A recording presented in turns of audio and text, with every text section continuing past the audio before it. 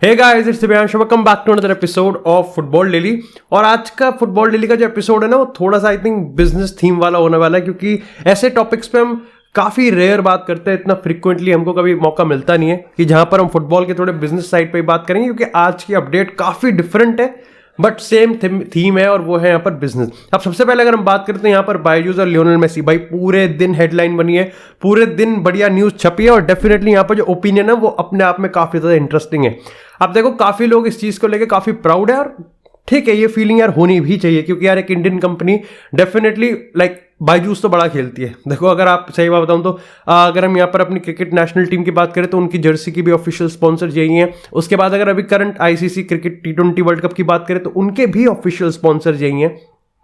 अगर हम यहाँ पर बात करें फीफा वर्ल्ड कप के, तो हाल ही में नंबर जो है वो भी $30-40 मिलियन के साथ वो उनके भी ऑफिशियल स्पॉन्सर्स बन गए हैं, और पहली इंडियन कंपनी है जो कि वर्ल्ड कप में ऑफिशियल स्पॉन्सर्स बन के आई है।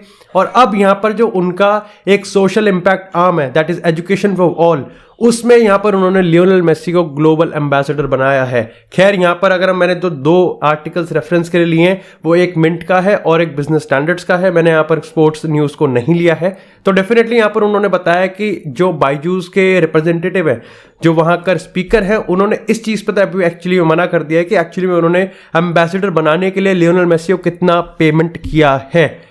क्या ये मैटर करता है? यस। अब देखो, एज एन इंडियन, अगर इंडियन कंपनी की हम बात कर रहे हैं तो थोड़ा सा हमको उसके फाइनेंशियल्स पे जाना पड़ेगा।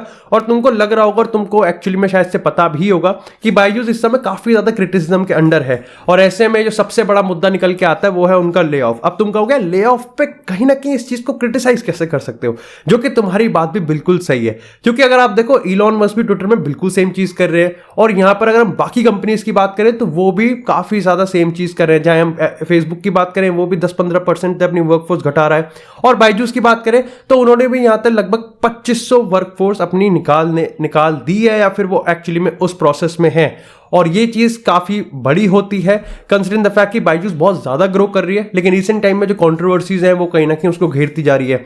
अब यहां पर जो सैलरी जो स्टाफ है उसको निकालने का जो एक रीजन बताया जा रहा है वो ये है कि देखो यार, अब बहुत उड़ा लिया पैसा, अब देखो यार, बायजूस एक बहुत बड़ी कंपनी है और सबसे one of the biggest unicorn है। लेकिन आपको ये जान के शायद से हैरानी नहीं होगी, क्योंकि बायजूस के अगर हम फाइनेंशियल ईयर 20 की बात करें तो जो इनका लॉस था वो बढ़कर अब कहीं ना कहीं फाइनेंशियल ईयर 21 में 4500 करोड़ का हो गया, यानी कि 4500 करोड़ के घाटे में है ये कंपनी।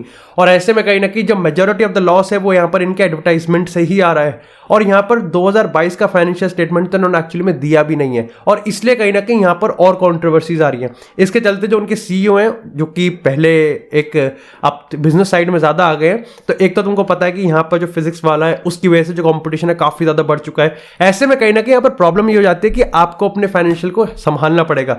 अब इसके कंपैरिजन में ये चीज हो जाती है कि क्यों लियोनेल मेसी को यहाँ पर ब्रांड एम्बेसडर बनाया गया है। अब देखो, इसका सबसे सटीक आंसर और स्ट्रेट फॉरवर्ड आंसर मैं तुमको बताऊं तो वो है कि यहाँ पर लियोनेल मेसी एक ऐसी फिगर है जो कि आपकी बढ़ती मतलब एक बेकार बढ़ती गंदी छवि को भी ठीक कर सकती है। And this is what exactly Byju's is trying to do. Byju's अपनी गंदी पीआर को, कहीं ना कहीं गंदी जो इमेज है उसको यहाँ पर लियोनेल मेसी के थ्रू साफ करने के चक्कर में, देखो मैं इसको टेक्निकली क्रिटिकली देख सकता हूं, तुम इसको क्रिटिकली देख सकते हो, लेकिन जब ये 90% ऑफ द ऑडियंस के सामने जाएगी तो वो इसको एक गुड मूव मानते हैं, एंड ये बायजूस को एग्जैक्टली यही चाहिए। इसके साथ तुम्हें बायजूस के वर्क कल्चर की बात करें या बाकी की चीज बात करें तो यहाँ पर बाकी डिफरेंट चीजें भी हैं, बट ओवरऑल की बात करें तो यहाँ पर ये एक बहुत बड़ा एक एक्विजिशन आप कह लो, मतलब अपॉइंटमेंट कह लो, कि लियोनेल मेसी को ग्लोबल एम्बेसडर बनाया गया है। अब इसके रिगार्डिंग मिक्स भी है, बैड अच्छे सारे हैं। डू लेट मी नो कि इसके रिगार्डिंग आप क्या समझते हो और यहाँ पर क्या है। बाकी कईयों के हिसाब से कहते हैं कि ये जो स्टाफ वाफ का है ये एक प्रोपेगेंडा है, ये हर कंपनी में होता है, लेकिन बायजूस को ओवरहेट किया जाता है जस्ट बिकॉज कि वो ज्यादा पैसे खर्च कर सकते हैं। ये भी ओपिनियन है लोगों का।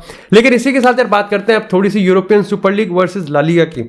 अब हाल ही में ला लीगा ने कल ही एक वीडियो पब्लिश करी, और इस वीडियो में उन्होंने यहाँ पर डिबंक करने की कोशिश किया यूरोपियन सुपर लीग के रिन्यूड प्रोजेक्ट को। अब तुमको पता है कि यूरोपियन सुपर लीग आया था लास्ट ईयर, और लास्ट ईयर जब उन्होंने अपना प्लान बनाया था वो 48 घंटे में नहीं चला था। उसके बाद तुमको तब से लेके अब तक बहुत सारे क्लब जा चुके हैं, लेकिन 3 क्लब हमें अभी भी बने हुए हैं, और वो है यहाँ पर बार्सिलोना, रियल मैड्रिड और यूवेंटस।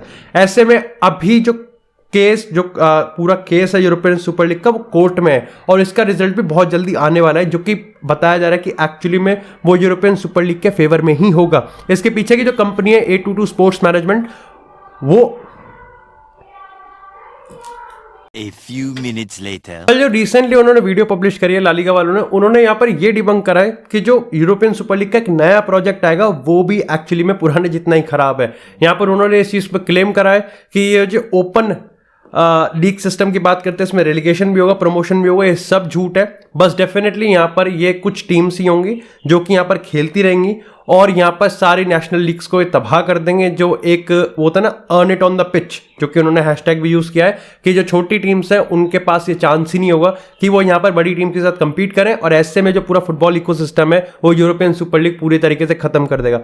इसके जस्ट नीचे यहाँ पर A22 स्पोर्ट्स मैनेजमेंट ने एक्चुअली में कमेंट भी करा है कि गेट योर फैक्ट्स राइट, और ला लीगा को कहा है कि अगर आपको डिबेट करना है तो आप डिबेट कर सकते हैं, लेकिन एक्चुअली में अगर आप कुछ क्लेम कर रहे हैं तो उसके पीछे कोई बात होनी चाहिए। अब अगेन यहाँ पर काफी मिक्स्ड ओपिनियन है अगर फुटबॉल के अगर व्यूअर्स की हम बात करें कि ये चीज कितनी सही है और कितनी गलत है। जहां इस पॉइंट ऑफ टाइम पे मेरे को लगता है कि 50-50 भाई, लगभग 50। अगर आधे लोग कह रहे हैं कि यूरोपियन लीग सुपर लीग सही है तो आधे लोग ये अभी भी मानते हैं कि यूरोपियन सुपर लीग सही नहीं है। अगर जो इस आर्ग्यूमेंट की बात करें जो इसको सही मानते हैं वो ये मानते हैं कि देखो चेंज की जरूरत है, चेंज चाहिए, क्योंकि अब कहीं ना कहीं यहां पर बहुत हो चुका। जो यूएफए का जो सिस्टम है वो बहुत करप्ट है, और ऐसे में कहीं ना कहीं अगर हम बात करें फ्लोरेंटिनो पेरेस की, अगर हम बात करें लेपोर्ता की, और अगर हम बात करें यहां पर एग्नेली की, ये जो भी क्लेम कर रहे हैं वो बिल्कुल कर रहे हैं कि आने वाले टाइम में अगर आपको ऑयल क्लब्स जो न्यूकासल है, PSG है या फिर मैनचेस्टर सिटी, अगर आपको इनसे कंपीट करना है तो आपको कहीं ना कहीं पैसा चाहिए, और यूएफए में रह के तो इतना पैसा मिल नहीं सकता। वहीं अगर दूसरी तरफ की बात करें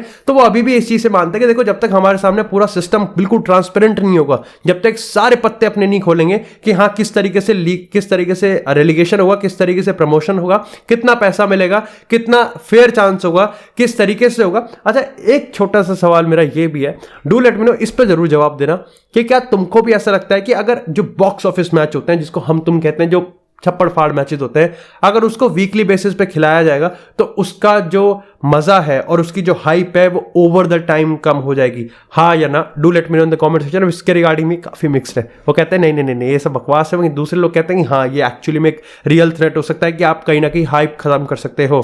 लेकिन इसी के साथ बात करते हैं एक और बिजनेस रिलेटेड स्टोरी से, और वो आती है यहाँ पर चैंपियंस लीग रेवेन्यू से। अब सबसे पहले अगर हम बात करें यहाँ पर कि किसने कितना रेवेन्यू बनाया, तुमको देखो मैं बता देता हूं कि यहाँ पर ग्रुप स्टेजेस के बाद जो टीम्स हैं उन्होंने काफी अच्छा खासा पैसा कमाया है। हाँ डेफिनेटली अगर सुपर लीग में जितना वो क्लेम करते हैं उसके कंपैरिजन में काफी कम है। लेकिन सबसे पहले अगर हम बात करें यहाँ पर स्पेनिश लीग से, तो 4 टीम्स थी, रियल मैड्रिड थी, बार्सिलोना थी, एथलेटिको मैड्रिड और सेविया थी, क्योंकि तीनों ही बाहर हो चुके हैं, सिर्फ रियल मैड्रिड है। बट स्टिल यहाँ पर मैं तुमको एक चीज बताता हूँ, सारी टीम्स में एक चीज कॉमन है कि उनका जो यूएफए का कोफिशिएंट है, एक नई लिस्ट थी उसके हिसाब से जो ट्रेडिशनली बेस्ट टीम्स होती हैं जिन्होंने पिछले 10 साल में यूएफए के कंपटीशन में अच्छा परफॉर्म किया है या फिर अगर एक ट्रॉफी भी जीती है तो उनको काफी ज्यादा पैसा मिलता है, रिगार्डलेस ऑफ द फैक्ट कि उनका करंट कैंपेन में कैसा परफॉर्मेंस गया है। तो सेविया को यहां पर 54 मिलियन मिले हैं, उसके बाद एथलेटिको मैड्रिड को 62 मिलियन और बार्सिलोना को यहां पर 70 मिलियन मिले हैं। इसी के साथ यहां पर अगर हम रियल मैड्रिड की बात करें तो उनको, क्योंकि सबसे ज्यादा कोएफिशिएंट उनका ही है, बेस्ट परफॉर्मेंस उनकी निकली है, तो यहां पर उनको 92.7 मिलियन मिले हैं। इसमें बहुत सारी चीजें आती हैं, आपका कितने गेम आप जीते हो, आप क्वालिफाई करे हो नहीं करे हो, आपका टीवी पूल कितना है, आपका कोएफिशिएंट कितना है, और ये सारी चीजें आती है। प्लस यहाँ पर रिबेट भी दिया जाता है जो कोरोना वायरस से निकलने के लिए। इसके साथ अगर हम बाकी की बात करें तो यहां पर बायर्न म्यूनिख की अगर हम बात करें तो बायर्न म्यूनिख को 93.1 मिलियन यूरोज मिले, अनबीटन भी रहे थे वो, और ऊपर से उनका टीवी पूल और कोएफिशिएंट भी काफी अच्छा खासा है। इसके साथ अगर बोरुसिया डॉर्टमुंड की बात करें तो उनको बार्सिलोना से जस्ट थोड़ा ज्यादा 71.4 मिलियन मिले, और अगर सबसे कम बायर्न लेवरकुसन की बात करें तो उनको 46 मिले। अगर बाकी बड़ी टीम्स की बात करें तो यहां पर इटालियन लीग की बात करते हैं तो नेपोली को 65 मिलियन मिले हैं, उसके बाद यूवेंटस को 55 सबसे कम मिले, इंटर मिलान दोनों बीच में आती है 60 और 61 पे। सबसे ज्यादा जिसको मिला है वो है यहाँ पर एक्चुअली में PSG को पूरी चैंपियन लीग में सबसे ज्यादा पैसा मिला है, और वो है यहाँ पर 98.1 मिलियन यूरोज। और उनकी जो एक और टीम थी मार्च से, उनको यहाँ पर 50.2 मिलियन मिला है। तो ये कहीं ना कहीं यहाँ पर इस समय पैसों की बात थी। तो डेफिनेटली देखो पैसा तो अच्छा खासा बनाया है इन चैंपियन लीग से, और ये सिर्फ ग्रुप स्टेज के बात कही है। अभी round of 16, quarter final, semifinal, final, जिस तरीके से सबका कैंपेन जाएगा उस हिसाब से यहाँ पर पैसा और बनता हुआ दिखेगा। लेकिन इसी के साथ बात करते हैं अब थोड़ी सी ट्रांसफर्स को लेके। सबसे पहले बार्सिलोना के इस थ्योरी पे हम थोड़ा सा डिस्कस कर लेते हैं।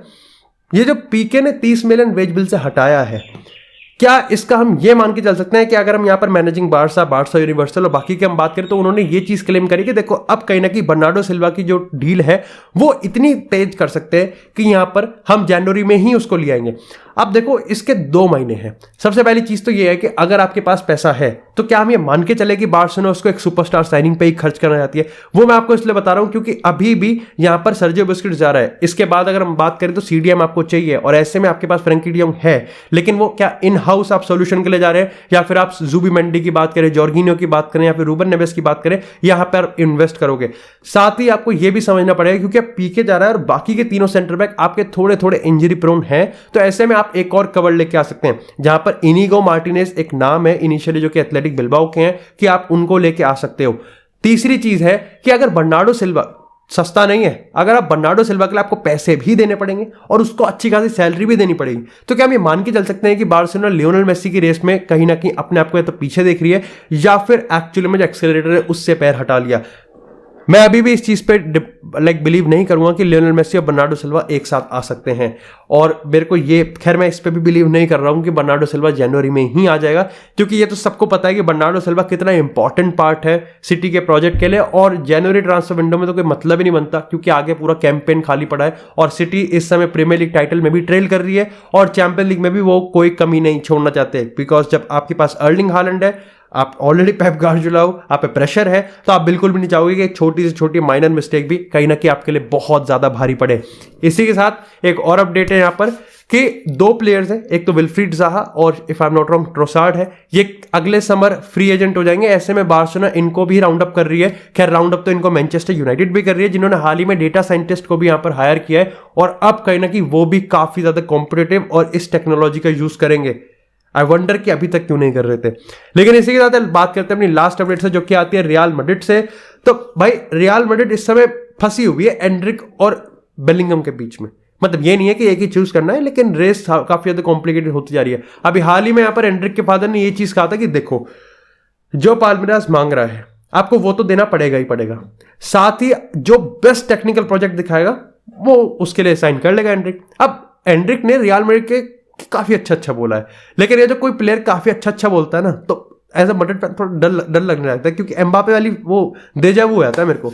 लेकिन जो पाल्मेरास मांग रहा है, क्या अगर वो ही देना पड़ेगा तो मामला थोड़ा सा गड़बड़ हो जाता है, क्योंकि 45 मिलियन छोटी रकम नहीं होती है एक 16 साल के लड़के के लिए। लेकिन क्या करें भाई, हाई पीएससी है, पीएससी, बार्सिलोना, बड़े बड़े क्लब्स यहाँ पर। इवन अगर हम बात करें तो कुछ यहाँ पर प्रीमियर लीग के क्लब्स भी यहाँ पर स्काउट्स पहुंचे हुए हैं इस समय। लेकिन अभी मैं बता दूं कि रियल मैड्रिड सबसे आगे है, इतना आगे है कि एक्चुअली में जो यूली कालफत है, जो हमारे चीफ स्काउट हैं, जिन्होंने रोड्रिगो की बात करें, विनीसियस की बात करें, वल्वेर्दे की बात करें, इन तमाम टैलेंट्स को रिक्रूट करने में सबसे बड़ा रोल निभाया है, वो इस समय ब्राजील में ही हैं और एक्चुअली में नेगोशिएट भी कर रहे हैं। इवन इफ अगर काफी सारी अपडेट्स ये बात कर रही हैं कि हम जनवरी ट्रांसफर विंडो तक सब निपटेगा, मेरे को लगता है यहाँ पर कि जनवरी से पहले ही ये निपट जाएगा, और ये आज या फिर एक 3-4 हफ्ते की बात की खेल है, और हमको पता भी चल जाएगा कि एंड्रिक किसके लिए साइन कर रहा है। 45 मिलियन एक फेयर प्राइस है नहीं, ये तो पता नहीं, लेकिन ये कंफर्म है कि हाइप बहुत ज्यादा है। हाइप के साथ रिस्पॉन्सिबिलिटी भी बहुत ही ज्यादा होगी। इसी के साथ अगर बेलिंगम की बात करें तो ये ट्राइंगल रेस है ना, ये वापस से स्टार्ट हो चुकी है। अभी रियल मैड्रिड आगे है, अभी लिवरपूल आ गया और अभी मैनचेस्टर सिटी आ गया। अब कल ये अपडेट आई है कि अब लिवरपूल भी तैयार है 150 मिलियन खर्च करने के लिए, और साइड बाय साइड ये अपडेट भी आ गई है कि रियल मैड्रिड अब कहीं ना कहीं पीछे होने के लिए भी तैयार हो जाएगी कि अगर ये बात 150 तक जाएगी। देखो वो रियल मैड्रिड बिल्कुल 150 मिलियन खर्च नहीं करना चाहेगी, और चाहेगी भी नहीं कि यहां पर जो प्राइस है वो इतना इन्फ्लेटेड हो जाए। लेकिन लिवरपूल और फिर मैनचेस्टर सिटी दोनों यहां पर कहीं ना कहीं लग रहा है कि इस पॉइंट ऑफ टाइम पे पैसा देने के लिए तैयार हैं। महंगाई बहुत बढ़ गई है यार, सीरियसली महंगाई बहुत ज्यादा बढ़ गई है।